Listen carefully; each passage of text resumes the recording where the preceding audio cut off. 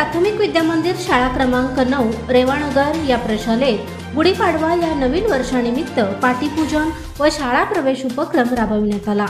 गुढीपाडवा पट वाढवा या उपक्रमांतर्गत परिसरातील शाळेत दाखल होणाऱ्या विद्यार्थ्यांचा सर्वे करून त्यांच्या पालकांना शाळेत दाखल करण्यासंदर्भात विनंती करण्यात आली।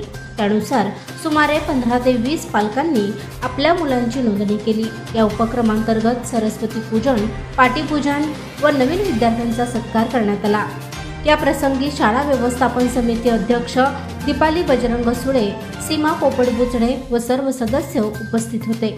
शाळेचे मुख्याध्यापक सुरेश कोळी सर यांनी राबवलेल्या उपक्रमाबद्दल सर्वत्र समाधान व्यक्त होत आहे।